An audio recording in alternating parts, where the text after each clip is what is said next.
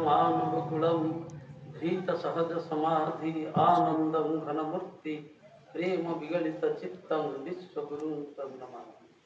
परम प्रेममय श्री श्री ठाकुर परमाराध्या जगज्जननी श्री श्री बड़मा परम पूज्यपाद श्री श्री बड़दा परम पूज्यपाद श्री श्री आचार्य देव राधुचंद्र मोरकुटी परम सम्माननीय अग्रणी परिचालक ऋतिक देवता सम्माननीय कर्मी मंडली गुरुभातृ मंडली भक्तिमती मातृमंडली सज्जन मंडली समस्त उद्देश्य आज शुभवास मोर प्रीति शुभेच्छा जयगुरु एवं प्रणाम निवेदन कर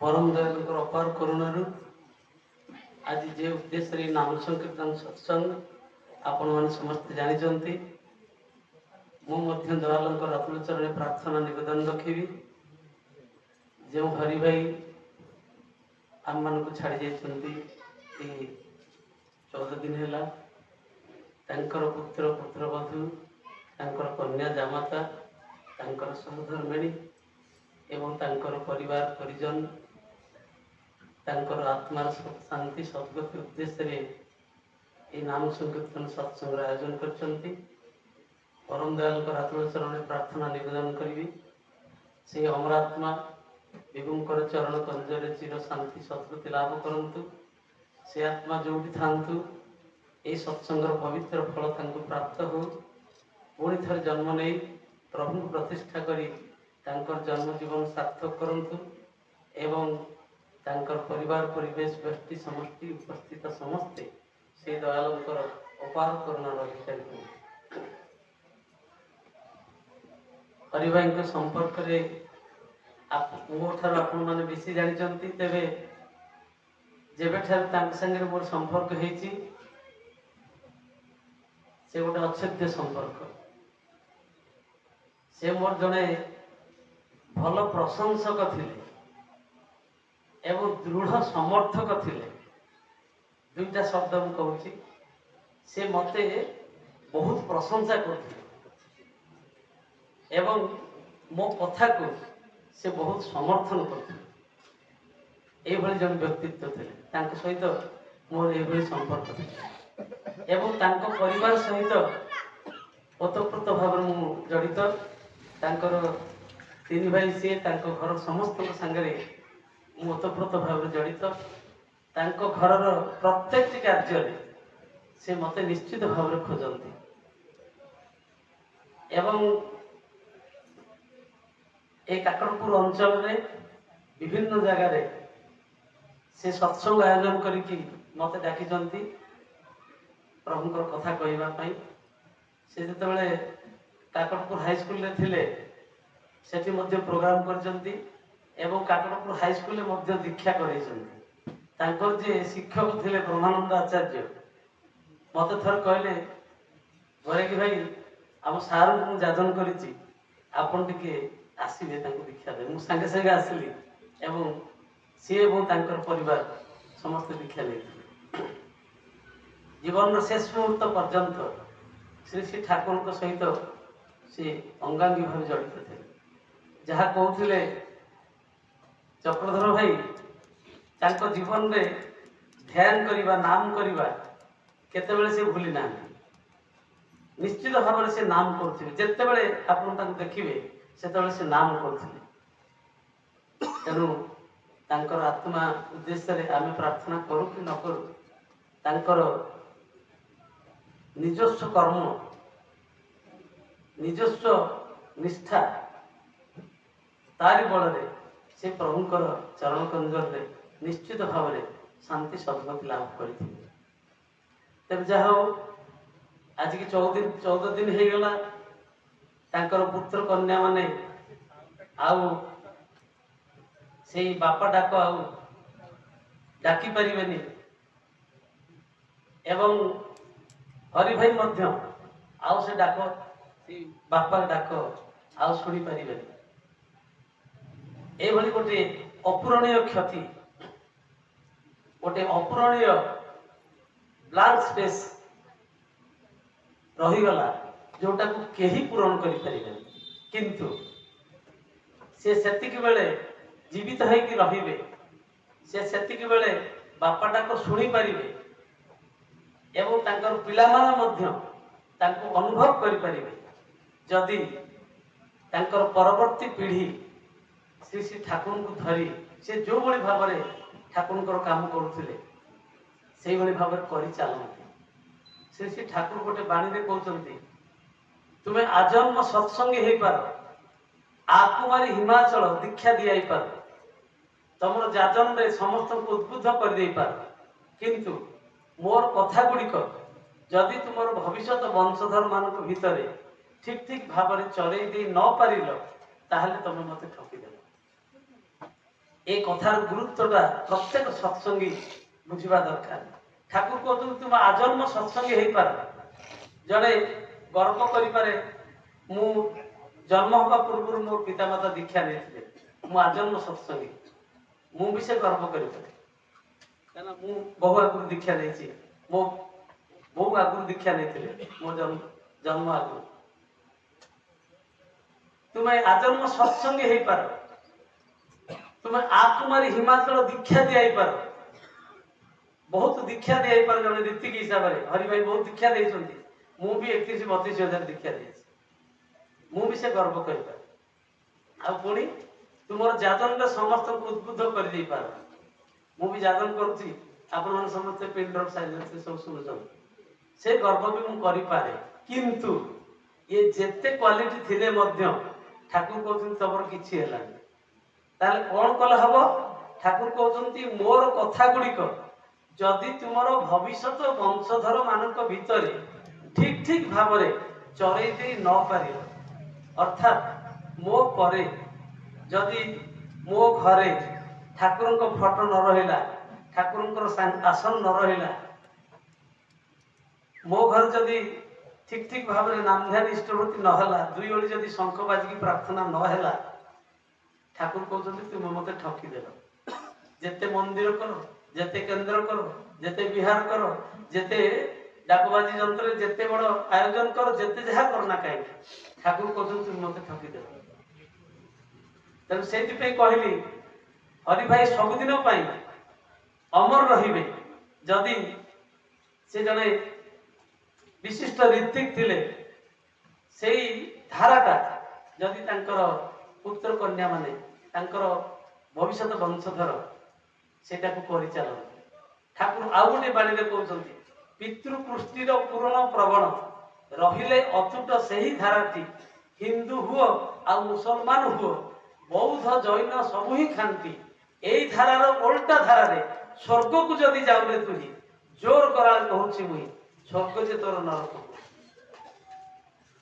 এই পিতৃপুষ্টির পূরণ প্রবণর ধারা, অর্থাৎ মোর পিতৃপুষ্টি যাহা যাহা সব করেছিলেন তাকে যদি মু ঠিক ঠিক ভাবে পূরণ ন করে, পালন ন করে, এই ধারা যদি মোর পরবর্তী বংশধর মানক ভিতরে ন রহে, ঠাকুর কହୁଛନ୍ତି তুমি হিন্দু হো, মুসলমান হো, বৌদ্ধ হো, জৈন হো, খ্রিস্টিয়ান হো, ଯିଏ ବି ହୁଅ ନା କାହିଁକି, ମୁଁ ଜୋର ଗଳାରେ କହୁଛି ସ୍ୱର୍ଗକୁ ଗଲେ ମଧ୍ୟ ସେଇଟା ତୁମ ପାଇଁ ନରକ। ଏବଂ ଶ୍ରୀ ଶ୍ରୀ ଠାକୁର ସେଇ ଧାରାଟା କିଭଳି ଭାବରେ ବଞ୍ଚି ରହିବ ଆମମାନଙ୍କୁ ଶିଖେଇ ଦେଇଛନ୍ତି, ଯୋଉଥିପାଇଁ ଆଜି ଆମେ ଏଇ ଚତୁର୍ଥ ମୂର୍ତ୍ତିକି ପୂଜା କରୁଛେ। ଶ୍ରୀ ଶ୍ରୀ ଠାକୁର ଏବଂ ଶ୍ରୀ ଶ୍ରୀ ବଡ଼ଦା, ଶ୍ରୀ ଶ୍ରୀ ବଡ଼ଦା, ଶ୍ରୀ ଶ୍ରୀ ଦାଦା, ଶ୍ରୀ ଶ୍ରୀ ଦାଦା ବର୍ତ୍ତମାନ ସତ୍ସଙ୍ଗର ଆଚାର୍ଯ୍ୟ ଦେବ, ବର୍ତ୍ତମାନ ସତ୍ସଙ୍ଗର ଆଚାର୍ଯ୍ୟ ଦେବ ଏବଂ ତାଙ୍କର ସୁପୁତ୍ର ପୂଜ୍ୟପାଳ ଶ୍ରୀ ଶ୍ରୀ ଅବିନ୍ଦା। এই যে পিতৃপুষ্টির ধারা সে আমাকে দিয়ে ଯାଇଛନ୍ତି। এই পিতা পুত্রର লীଳା ଯୋଉ କଥା ସେଦିନ ସନ୍ଥ କହିଥିଲେ, राधा स्वामी दयाल फिर एक बार आएंगे, बाप और बेटा होकर लीला करेंगे। সেই রাধা স্বামী দয়াল পুଣି ଥରେ ଆସିବେ, এই ପିତା ପୁତ୍ରର লীଳା କରିବେ। କାରଣ এই କଳିର ଶେଷ କାଳରେ ଆପଣ ଯଦି ବର୍ତ୍ତମାନ ଦେଖିବେ ସାମ୍ପ୍ରତିକ ପରିସ୍ଥିତିରେ ଯଦି ସବୁଠାରୁ ବେଶୀ କେହି ଅବହେଳିତ ଅବସ୍ଥାରେ ଥାନ୍ତି ସେମାନେ ହେଉଛନ୍ତି ବାପା ଏବଂ ମା, ପିତାମାତା। ଆଜିକାଲି ତଥାକଥିତ ଦୁନିଆରେ ପାଶ୍ଚାତ୍ୟ ଜଗତକୁ ଅନୁସରଣ କରିକି ଆମେ ବହୁତ ଉପରକୁ ଯାଇଛୁ। ବିଜ୍ଞାନ ବଳରେ বহু অসাଧ୍য সাধন করিଛୁ কিন্তু সেই କୃଷ୍ଟିଟା ଯୋଉଟା ହଉଛି ଭାରତ ବର୍ଷର ଐତିହ୍ୟ କୃଷ୍ଟି ପରମ୍ପରା ସେ ପିତୃକୃଷ୍ଟିର ପରମ୍ପରା ଆଜି ଅଧିକାଂଶ ଲୋକ ଭୁଲି ଯାଇଛନ୍ତି। ଯୋଉଥିପାଇଁ ଆପଣମାନେ ଆଜି ଦେଖିବେ ଜଣକୁ ଯଦି ପଚରାଯିବ ଆଶ୍ରମ କଣ ଜାଣିଛ? ଆମେ ଆଗରୁ ସମସ୍ତେ ଜାଣିଥିଲେ ଚାରିଟା ଆଶ୍ରମ ଥିଲା, ବ୍ରହ୍ମଚର୍ଯ୍ୟ ଆଶ୍ରମ, ଗାର୍ହସ୍ଥ ଆଶ୍ରମ, ବାନପ୍ରସ୍ଥ ଆଶ୍ରମ ଏବଂ ସନ୍ନ୍ୟାସ ଆଶ୍ରମ। କିନ୍ତୁ ବର୍ତ୍ତମାନ ଯଦି ପିଲାକୁ ପଚାରିବେ ସେ କହିବେ ହଁ ଆମେ ଆଶ୍ରମ ଜାଣିଛୁ। କଣ ନା ଗୋଟେ ହଉଛି ଅନାଥ ଆଶ୍ରମ ଆଉ ଗୋଟେ ହଉଛି ବୃଦ୍ଧାଶ୍ରମ। ସିଏ ଚାରିଟା କଥା କହିପାରିବେ। ସେ କହିବେ ଅନାଥ ଆଶ୍ରମ ଏବଂ ବୃଦ୍ଧାଶ୍ରମ, କାରଣ ସେଇଟା ଆଜିକାଲି ବେଶୀ ହେଇଯାଇଛି। ଭଲ ସନ୍ତାନ ଆସୁନାହାନ୍ତି, ଅବୈଧ ସନ୍ତାନ ଆସୁଛନ୍ତି, ଉପଯୁକ୍ତ ପିତାମାତା ହଉନାହାନ୍ତି ଏବଂ ଉପଯୁକ୍ତ ପିତାମାତା ନହେବା ଫଳରେ ଯୋଉ ବର୍ଣ୍ଣ ସଂକର ସୃଷ୍ଟି ହଉଛନ୍ତି ସେମାନେ ତାଙ୍କର ପିତାମାତାଙ୍କୁ ବୃଦ୍ଧାଶ୍ରମରେ ରଖୁଛନ୍ତି। ଏ ଅବସ୍ଥା ଆଜି ସୃଷ୍ଟି ହେଇଛି। ଆଉ ଏ ଯୁଗର ସର୍ବଶ୍ରେଷ୍ଠ ବିବର୍ତ୍ତିତ ପୁରୁଷୋତ୍ତମ ଶ୍ରୀ ଶ୍ରୀ ଠାକୁର ଅନୁକୂଳ ଚନ୍ଦ୍ର ଆମମାନଙ୍କୁ ସେଇ ଧାରାକୁ ଆଉ ଥରେ ମନେ ପକେଇ ଦେଲେ। ଏଇ ଧାରା ଭିତରେ ଦେଇ, ଏଇ ପିତା ପୁତ୍ରର ଧାରା ଭିତରେ ଦେଇ ମୁଁ ବେଶୀ କଥା କହିବିନି, ତେବେ ଗୋଟିଏ ଗପ କହିବି, ମୋର କଥା ଶେଷ କରିବି। ସେ ପିତା ଯେ ପିତା ଆମେ ସମସ୍ତେ ଜାଣୁ ମାଙ୍କ ଠାରୁ ଆଉ ବଡ କେହି ନାହାନ୍ତି। ମାଙ୍କ ବିଷୟରେ ବହୁତ କଥା କୁହାଯାଇଛି। ମାନେ ପେଟେ ଖାଇଥିଲେ ମୋଟେ ଖାଇ ନାହିଁ, ମା କହୁଥିବ ଖା ଖା। ଭାରିଜାକୁ ଯଦି ଖାଇବା ମାଗିବ ଭାରିଜା କହିବ ଯା ଯା। ଭୋଗ ଯଦି ଟିକେ କିଏ ଦେଇଥାଏ ଜନନୀ ସାଇତି ରଖିଥିବ, ଭାରିଜା କହିବ ବାହାରେ ପଦାରେ ବୁଲୁଛି କେତେ କଣ ସେ ଖାଉଥିବ, କେତେ ଭଲ ମନ୍ଦ ଖାଉଥିବ। ମାର ଋଣ କେହି ସୁଝି ପାରିବେନି। ଆମେ କହୁ ପିତାମାତାଙ୍କ ଋଣ କେହି ସୁଝି ପାରିବେ ନାହିଁ। ମାଙ୍କ ବିଷୟରେ ବହୁତ କଥା କୁହାଯାଇଛି। କିନ୍ତୁ ସେଇ ମା ମଙ୍ଗଳା ଯଦି ଆମକୁ ପଣତ କାନି ଘୋଡେଇକି ରଖନ୍ତି, କିନ୍ତୁ ସେ ପଣତ କାନି ଉପରେ ଆଉ ଗୋଟେ ଛାତ ଦରକାର। ସେ ଛାତ ହଉଛି ବାପା। ତେଣୁ ଜୀବନରେ ବାପା ନଥିଲେ ମଣିଷ, ସେ ଛାତ ନଥାଏ ମଣିଷର, ମଣିଷ ବଡ ହେଇପାରେ ନା। ଆପଣମାନେ ଦେଖିଥିବେ ବାପା ମା ମାନେ ଯୋଉମାନେ ହେଇଛନ୍ତି ସେମାନେ ତାଙ୍କର ପିଲାମାନଙ୍କୁ କିଭଳି ଭାବରେ ଲାଳନ ପାଳନ କରନ୍ତି। ନିଜର ସମସ୍ତ ସୁଖ ସୁବିଧା, ସମସ୍ତ ପ୍ରକାର ଐଶ୍ୱର୍ଯ୍ୟକୁ ତ୍ୟାଗ କରିକି ସେ ପିଲାମାନଙ୍କୁ ମଣିଷ କରିବା ପାଇଁ ସବୁବେଳେ ଚେଷ୍ଟା କରିଥାନ୍ତି। ମୁଣ୍ଡ ଝାଳ ତୁଣ୍ଡରେ ମାରି ମୋ ପିଲା କେମିତି ବଡ ହବ। କୌଣସି ବାପା ଚାହାନ୍ତିନି ମୋ ପୁଅ ମୋ ତଳେ ରହୁ, ସମସ୍ତେ ଚାହାନ୍ତି ବାପ ସେ ବେଟା ଜ୍ୟାଦା, ମୋ ପୁଅ ମୋ ଠାରୁ କେମିତି ଆହୁରି ଅଧିକ ହବ। ମୁଁ ଯଦି ଚାଳ ଘରେ ରହୁଛି ମୋ ପୁଅ ଛାତ ଘରେ ରହିବ।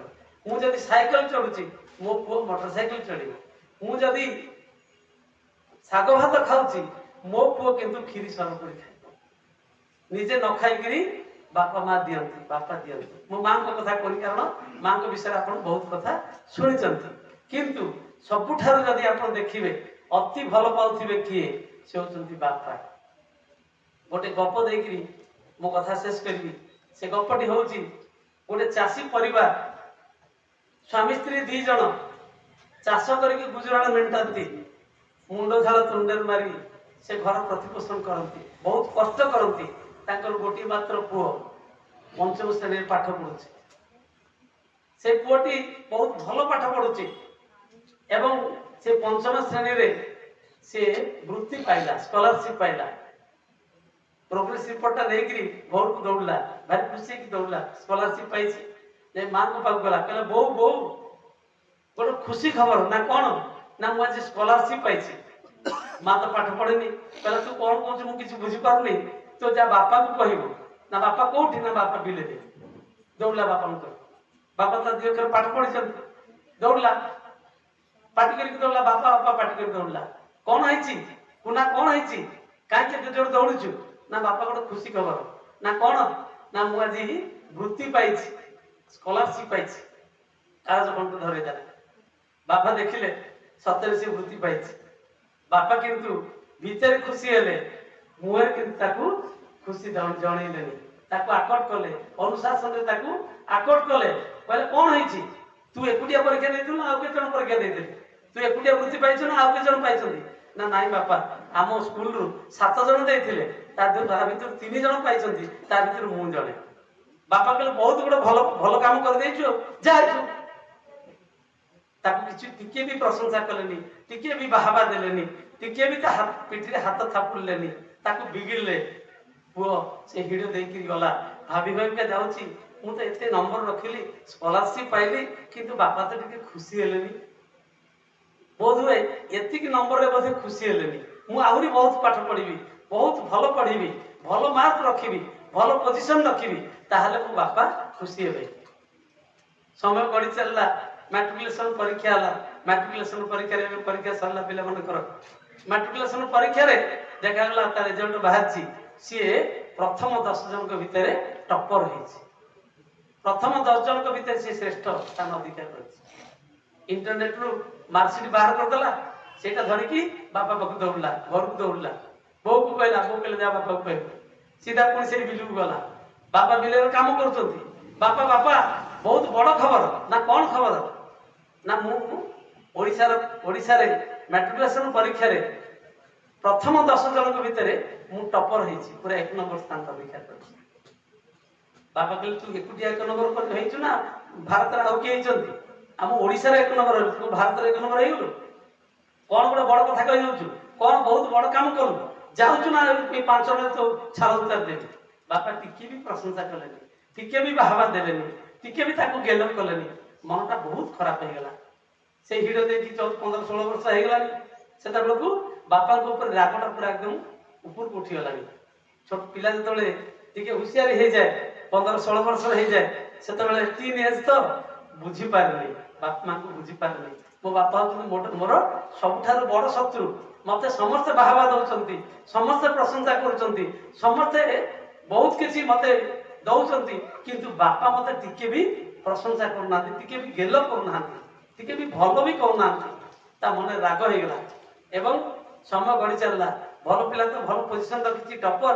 ସେ ସମୟ ଆସିଲା, ସେ IAS ପରୀକ୍ଷା ଦେଲା ଏବଂ IAS ରେ ମଧ୍ୟ ସେ ଉତ୍ତୀର୍ଣ୍ଣ ହେଇଗଲା। ତାପରେ ସେ କଲେକ୍ଟର ଚାକିରି ପାଇଲା। କଲେକ୍ଟର ଚାକିରି ପାଇଲା ପରେ ପେପର ବାହାରିଲା, ସବୁବେଳେ ଚର୍ଚ୍ଚା ଚାଲିଲା। ଏଇ ସମୟରେ ସେ ଯେ ବାପା, ସେ ଯାଉଛି ହାଟ ବଜାର ଦେଇକି, ଏ ଅମୁଣିଆ ମାର୍କେଟରେ ଗଲା, ଅମୁଣିଆ ମାର୍କେଟରେ ଗଲାବେଳେ ଦେଖିଲା ଏଇ ଜଳଖିଆ ଦୋକାନରେ, କୁନ ଭାଇଙ୍କ ଜଳଖିଆ ଦୋକାନରେ କିଛି ଲୋକ ବସିକିରି କଥାବାର୍ତ୍ତା ହଉଛନ୍ତି। ଦେଖିଲଣି ସେ ଯୋଉ ପିଲା, ସେ ଯୋଉ ଲୋକ, ତା ନାଁ ଧରିକି କହୁଛନ୍ତି ତାକୁ, ସେ ଏତେ ଗରିବ ଲୋକଟା, ମାନେ ଚାଷବାସ କରିକି ଗୁଜୁରାଣ ମେଣ୍ଟାଏ, ତାର ଗୋଟେ ପୁଅ ସେ IAS ପାଇଲା, ସେ ଆଜି କଲେକ୍ଟର ହେଇଯାଇଛି। କେତେ ଭାଗ୍ୟବାନ ସିଏ।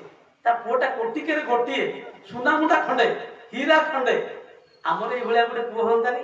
ଆମେ ପିଲାମାନଙ୍କ ପାଇଁ କେତେ ଖର୍ଚ୍ଚ କରୁଛୁ, କେତେ ଭଲ ସ୍କୁଲରେ ପଢଉଛୁ, କେତେ ସାଇ ଇଣ୍ଟରନ୍ୟାସନାଲ ପଢଉଛୁ, କେତେ ପଇସା ଖର୍ଚ୍ଚ କରୁଛୁ, କେତେ ଭଲ ଟ୍ୟୁସନ ଦଉଛୁ, ସବୁ କିଛି କରୁଛୁ, କିନ୍ତୁ ଆମ ପିଲାମାନେ ଭଲ ମଣିଷ ହେଇପାରୁନାହାନ୍ତି, ଭଲ ପୋଜିସନ ରଖି ପାରୁନାହାନ୍ତି। ଆଜି ଦେଖ ତାର କେଡ଼େ ଭାଗ୍ୟ, ସେ ଆଜି କେତେ ବଡ଼ ଭାଗ୍ୟବାନ, ତା ପୁଅ ଆଜି ଟପର ହେଇଛି ଏବଂ IAS ହେଇକି ସେ ଆଜି କଲେକ୍ଟର ହେଇଛି। ଏଇ କଥା ବାଟ ଦେଇକି ଯାଉଥିଲା ବାପା, ସେ କଥା ଶୁଣିଦେଲା, ତା ମନ କୁଣ୍ଡମୋଟ ହେଇଗଲା, ଆନନ୍ଦରେ ଛାତି ଫାଟିଗଲା ଭଳିଆ ଲାଗିଲା ତାକୁ। ସେ ଘରକୁ ଗଲା, ଘରକୁ ଯାଇକି କାହାକୁ କିଛି କହିଲାନି। ରାତିରେ ସ୍ୱାମୀ ସ୍ତ୍ରୀ 2 ଜଣ ଯାକ ଶୋଇଛନ୍ତି। ସେତିକି ବେଳେ ଏ ପୁଅ କିନ୍ତୁ ତା ପାଖକୁ, ବାପା ପାଖକୁ ସେ ପର୍ଯ୍ୟନ୍ତ ଯାଇନି। ଯେତେବେଳେ ଟିକେ କଣ ଭଲ କାମ କରେ, ସେତେବେଳେ ବାପାକୁ ଯାଇକି କହେ, ବାପା ତା ପ୍ରଶଂସା କରନ୍ତିନି, କିନ୍ତୁ ଏଥର ବାପାଙ୍କ ପାଖକୁ ଗଲାନି। କହିଲା ଯୋଉ ବାପା ମତେ ଜୀବନ ଏପର୍ଯ୍ୟନ୍ତ ଟିକେ ପ୍ରଶଂସା କରୁନାହାନ୍ତି, ଟିକେ ଭଲ ବି। ସେ ଗଲା କାକଟପୁର ମାର୍କେଟକୁ, ଗଲା ଗୋଟେ ଧାରୁଆ ଟାଙ୍ଗିଆ କିଣିକିରି ଆଣିଲା। କହିଲା ଯୋଉ ବାପା ମତେ ଦିନେ ପ୍ରଶଂସା କରୁନାହାନ୍ତି, ଦିନେ ମତେ ଭଲ କହୁନାହାନ୍ତି, ଦିନେ ଗେଲ କରୁନାହାନ୍ତି, କେତେ ଭଲ କାମ କରୁଛି, ସେ ବାପା ଥିଲେ କେତେ, ନଥିଲେ କେତେ, ଏଭଳି ବାପା ମୋର ଦରକାର ନାହିଁ। ଆଜି ବାପାଙ୍କୁ 2 ଚୋଟ ଦେବି, ଆଜି ବାପାକୁ ସଫା କରିଦେବି। ବାପା ଥିଲେ ତ ମତେ ନିନ୍ଦା କରିବେ, ମତେ ବାଡେଇବେ 5 ଜଣରେ, ଏଇଆ ଭାବିଛି। ରାଗ ତମତମ ହେଇକିରି ଟାଙ୍ଗିଆଟା ଧରିକି ଆସିଛି ଏବଂ ଜଗିକି ବସିଛି। ବାପା ବୋଉ ଯୋଉ ଘରେ ଶୋଇଛନ୍ତି ରାତିରେ, ସେଇ ଘର ଦୁଆର ମୁହଁରେ ଜଗିକି ବସିଛି। କେତେବେଳେ ବାପା कबाट खोलिकी बाहर को आसवे परिश्रा करिया राति अधर उठिबे सेतिके बेले बापा को कांधे चोट देवी बापा से सफा हो एक मन मन चिंता करके राग तमतम होकरी से अपेक्षा करके ठिया किंतु सेतिके बेले स्वामी स्त्री दी जन जाक शोइछंती बापा बो शोइछंती एवं देखागला माँ तार स्त्री जे से देखुची ये कौन कांदुचंती घुमरी घुमरी कांदुचंती आउ से संभाली पारले कोई कोई कांदुचंती ताको उल्टे की देखले कहले कौन तुम एत कांदुच कौन हला तमर ते कौन कौन कुह कौन है तमर कांदुच काहे तम आखिरे तो मु केबे लुह देखिनी तुम छाती को पत्थर करके केते कष्ट करके हमको प्रतिपोषण करिछ आज तमर कौन असुविधा हला तमे एते जोरे काहे कांदुच ना कुना बो मु तुमको से कथा कहि परिबे ना कौन है कुह तो न कहले मु केमिति जानिबे ना जानिछ मु कौन पे कांदुची ए कांदटा होची माने आनंदर कांद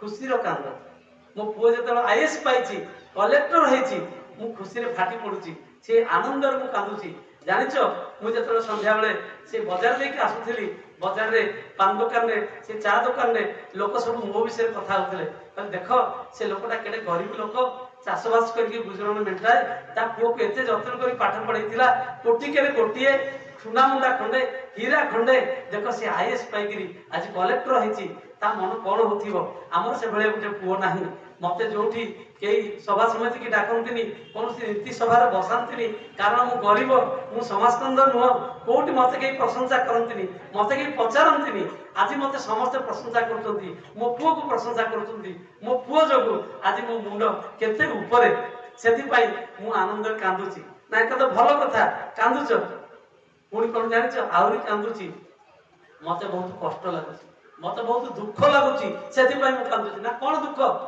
तम पुओ आईएएस चाकरी पाइची कलेक्टर होइची खुशी होबा कथा आ दुख काई करूछ ना काई दुख करछि जानिछ मो पुओर जेते बेले जहा हुए सेते बेले से मते आछि कि जणाए मु किंतु ताको टिके भी प्रशंसा करनी टिके भी ताको बाहाबा देनी ताको टिके भी कुंडे कि गेलो करनी ताको भलो कहिनी किंतु आज मोर बहुत इच्छा होची मो पुओ को टिके गेलो करंती ताको टिके कुंडे कि चुमा दियंती किंतु मु पारुनी काहे कि जानिछु जेतेबेले से पंचम श्रेणी स्कॉलरशिप पाई के आसिला सेतेबेले मते आसी कहला मु ताको धमकीतिली ताको मारी बोली कहितली जेतेबेले मैट्रिकुलेशन टॉपर हला सेतेबेले ताको प्रशंसा कर नथिली से टिपटे मु ताको केतेबेले भी प्रशंसा करनी केतेबेले भी ताको दे गेलो भी करनी काहे कि जानिछु मु ताको गेलो करनी ताको अनुशासन भीतर रखे ताको बाहाबा देनी ताको प्रशंसा करेनी कारण मु सब अभिनय करे मो भीतर भलो पाइबा थाए तुम निजे कह मु कोन मो पुओ को भलो पाएनी मु बहुत भलो पाए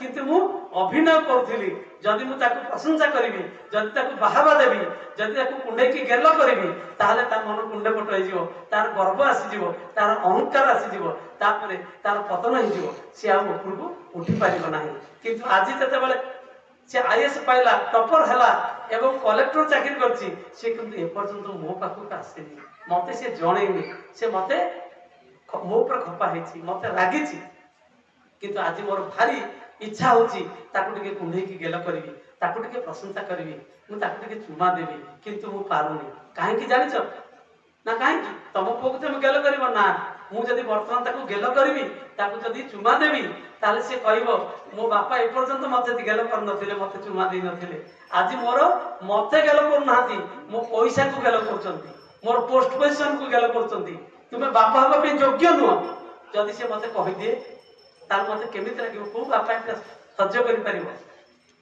सेति पई मो मन बहुत खराब मु सेति पई कांदुची मो पुओ पाखु मु जाई पारनी समय पड़लानी जहाँ भी हो कुनाबो मु मो पुओ पाखु जीवी मो पुओ को टिके कुंडे की गेलो करबी ताकू टिके प्रशंसा करबी ता गाले टिके चुमा देबी कारण से मोर सब स्वप्न को साकार करछि मते एते ऊपर को उठे देछि मु आउ बंधपण मानिबिनी मो पुओ को गेलो करबी ए भाबी कि राती अधरे से कबाट खोली की जाई पुओ पाखु जीवली कबाट जस्ट खोल देछि जेमति कबाट खोल देछि पुओ दुआर मोर ठिया आछि टांगे तो धरकी ठिया आछि ए भीतर जहा सब होउछि सब पुओ कबाट पाखे ठाकी सब सुनुछि पुओ हाथरू संगे संगे टांगिया खसी पड़ला पुओ बापांकर गोड़ धरिकी भो भइकी कांदुछि मथा पिटी कांदुछि बापा मु आज कोन करि थांती तमे मते एते भलो पाओ तबे मो पई एते कथा करिछ मु तुमको बुझी पारलिनी बापा नहले बापा कथा बुझी पारि मु तुमको एपर्यंत बुझी पार नथिली तुम मते एते भल पाओ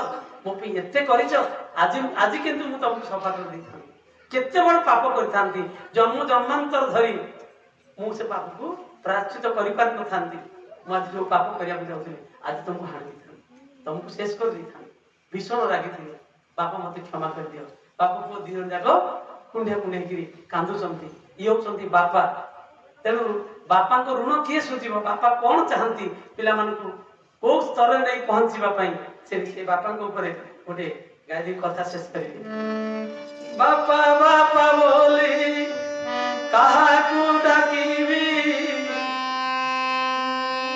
ये मथा मुसीब बापा परी किए हो बापा परी किए हो बापा बापा बोले कहा तू डाकीबू बापा बापा बोले कहा तू डाकीबू ये मथा मुसीब बापा परी किए हो बापा परी किए हो बापा बापा बोले कहा तू डाकीबू बापा बापा बोले कहा तू डाकीबू ये मथा मुसीब बापा परी किए हो बापा परी किए हो बापा परी किए हो आउ से बापा डाक आ सुना जीवनी से पिला माने बापा डाकी पारिबेनी आ हरि भाई भी आ बापा डाक सुनी पारिबेनी किंतु वर्तमान से भी बापा हेलेनी हमर हिमाद्री हिमांशु से माने बापा हेलेनी से माने बापांकर कथा बुझी पारुथिले एवं बापांकर कौन इच्छा थिला से कौन भल पाउथिले सेटा को से पूर्ण करिवे एवं तांको पिला मानकु सेही रास्ता रे नेबे पुआ जेबे जाए विदेश को चाही थाली फेरी मार दुआर मुहरे जगी थांती केरे से आसीब नाही थांती पुआ जेबे जाए विदेश को फेरी बाबा को चाही थांती पुआ जेबे जाए विदेश को चाही थांती फेरी बाबा को दुआर मुहरे जगी थांती केरे से आसीब भागु थांती बारी दुआर डांग दुआर बारी दुआर डांग दुआर चाली चाली थके भाग बापा परी किए हो बापा परी किए हो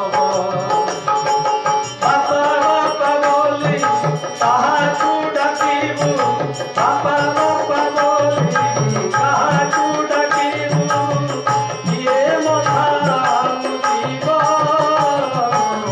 बापा परी किए हो बापा परी किए हो निजे न खाइकिरी जेतेबेले हाट को जिबे बाजार को जिबे बापा माने कौन करती निजे चा टिके खाई देकी पळि आसीबे किंतु मिठा दीटा पिला मानक पेकी लेके आस्थिबे निजे खंडिया चपल पिंधुथिबे किंतु पिला मानक पई भल चपल आसीबो निजे सादा धोती खंड पिंधुथिबे किंतु पिला मानक पई भल पैंट शर्ट आसीबो परीक्षा फीस दिया जीवो ट्यूशन फीस दिया जीवो कोट केतेबेले कोन दिया जीवो पॉकेट रे 5 टंका नथिबो किंतु बापा 500 टंकार कथा कहथिबे पिला किंतु बुझी पारंतनी बापा कोट आमतंती कोन करतंती से दुख काहागरे कहंतनी से कोट धार करंती कोट करज करंती पिला मानक ऊपर प्रकाश पाखरे से प्रकाश करंतनी झियो थिला तार मेरी माखी जाई दिए भाई हेले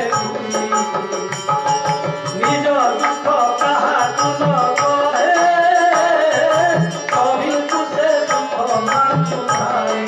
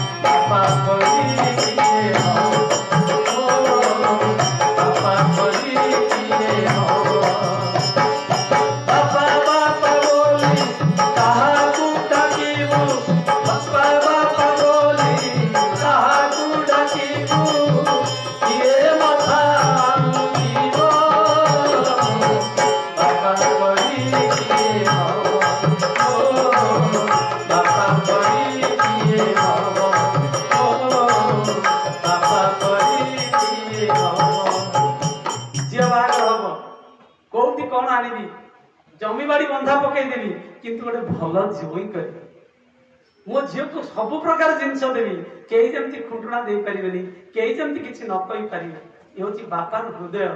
ସେ ବାପାର ହୃଦୟକୁ କିଏ ବୁଝିବ?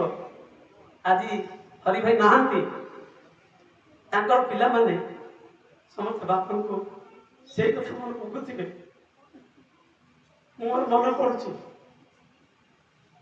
ମୁଁ ଯେତେବେଳେ 14 ମାସର ହେଇଥିଲି ମୋ ବାପା ଚାଲି ଯାଇଛନ୍ତି। ବାପା କଣ ମୁଁ ଜାଣିନି, 14 ମାସର ଶିଶୁ ମୋ ବାପା ଚାଲି ଯାଇଛନ୍ତି। ସେଇ ବାବାଙ୍କ କଥା ମନେ ପଡୁଛି, ଘୁମରି ଘୁମରି କାନ୍ଦେ। ସେ ବାବାଙ୍କ ଫଟୋ ବି ମୁଁ ଦେଖିନି, ତାଙ୍କୁ ଟିକେ ମୁଁ ଆଖି କରିକି ଦେଖିନି, ସେ ମତେ ଟିକେ ଗେଲ କରିନାହାନ୍ତି। ମୁଁ ସେ ହତଭାଗ। କିନ୍ତୁ ଶ୍ରୀ ଶ୍ରୀ ଠାକୁରଙ୍କୁ ଯେତେବେଳେ ଜୀବନରେ ଗୁରୁ ଭାବରେ ଗ୍ରହଣ କଲି, ମୁଁ ଠାକୁରଙ୍କ ପାଖରେ ମୁଁ ସେ ବାପାଙ୍କୁ ପାଇଛି, ଆଚାର୍ଯ୍ୟ ପାଖରେ ମୋର ବାପାଙ୍କୁ ପାଇଛି। ଯେତେବେଳେ ମତେ ଶ୍ରୀ ଶ୍ରୀ ଦାଦା କୋଳେଇ ନେଲେ, ବର୍ତ୍ତମାନ ଆଚାର୍ଯ୍ୟଙ୍କର ଯିଏ ବାପା ମତେ ଯେତେବେଳେ କୋଳେଇ ନେଲେ, ସେତେବେଳେ ମୁଁ ବାପା ମୁଁ କହିଲି, ଆଚାର୍ଯ୍ୟ ମୁଁ କହିଲି, ଶ୍ରୀ ଶ୍ରୀ ଦାଦାଙ୍କୁ କହିଲି, ଆଜ୍ଞା ମୋ ବାବା ଚାଲି ଯାଇଛି, ନା ମୁଁ ଅଛି। ମୁଁ ଦିନେ ବି ମୋ ବାପାଙ୍କ କଥା ଚିନ୍ତା ଭାବିଲି। ସେ ମତେ ସବୁଦିନ ପାଇଁ ମୋର ବାପା ହେଇକି ରହିଗଲେ। ଆଜି ମୁଁ ତାଙ୍କ ପାଖରେ ମୋ ବାପାଙ୍କୁ ଦେଖୁଛି। ତେଣୁ ଆମ ଜୀବନରେ ସବୁ ହରିଲେ ମଧ୍ୟ ଯେତେବେଳେ ଆମ ପାଖରେ ଶ୍ରୀ ଶ୍ରୀ ଠାକୁର ଅଛନ୍ତି, ଆଚାର୍ଯ୍ୟ ଅଛନ୍ତି, ଆମ ପାଖରେ ସବୁ ଅଛି, ଆମେ ସବୁ କିଛି ପାଇଛେ, ତେବେ ଯାହା ହଉ ଆଉ ସମୟ ଦେବେନି। ସେଇ ଅମର ଆତ୍ମା ତାଙ୍କର ସେଇ ବିଭୁଙ୍କର ଚରଣ କନ୍ଧରେ ନିଶ୍ଚିତ ଭାବରେ ସ୍ଥାନ ପାଇଛନ୍ତି, କାରଣ ସେ ସେଇଭଳି ଜଣେ ମହାନ ଆତ୍ମା ଥିଲେ। ବର୍ତ୍ତମାନ ଆମେ ତାଙ୍କ ପାଖରେ ପହଞ୍ଚିବାକୁ ହେଲେ ঠাকুর কৌଛନ୍ତି কীর্তনের একটা শক্তি আছে, তা জোর করে মনকে উচ্চে নিয়ে যায়। তাই মহাপ্রভু কীর্তন প্রচার। আর ঠাকুর পুণ্যপথে কৌଛନ୍ତି the sound of your call must reach me because I am the sound. তোমার সেই শব্দ ମୋ ପାଖରେ ପହଞ୍ଚିବ, କାରଣ ମୁଁ ହେଉଛି ସେଇ ଶବ୍ଦ ବ୍ରହ୍ମ, ସାଉଣ୍ଡ ଭାଇବ୍ରେସନ। ଆମେ ସମସ୍ତେ ସେଇ ଶବ୍ଦରୁ ଆସିଛେ, ସେଇ ଶବ୍ଦରେ ଆମେ ଲୀନ ହେଇଯିବା। ହରି ଭାଇ ଆଜି ଯାହା କହୁଥିଲେ, ହରି ଭାଇ ଆଜି ନାହାନ୍ତି, କିନ୍ତୁ ହରି ଭାଇ ଅଛନ୍ତି এই ইথର ଜଗତରେ କୋଉଠି ନା କୋଉଠି ସେ ଅଛନ୍ତି। ତାଙ୍କ ପାଖରେ ଆମକୁ ପହଞ୍ଚିବାକୁ ହେଲେ এই ଶବ୍ଦ ମାଧ୍ୟମରେ ପହଞ୍ଚିବାକୁ ହବ, এই କୀର୍ତ୍ତନ ମାଧ୍ୟମରେ ପହଞ୍ଚିବାକୁ ହବ। ମୁଁ ସେ କୀର୍ତ୍ତନ କରିକି ଶେଷ କରିବା। হরি বলে নয়নে জলে ভাষায় কেন তারে ডাকো না।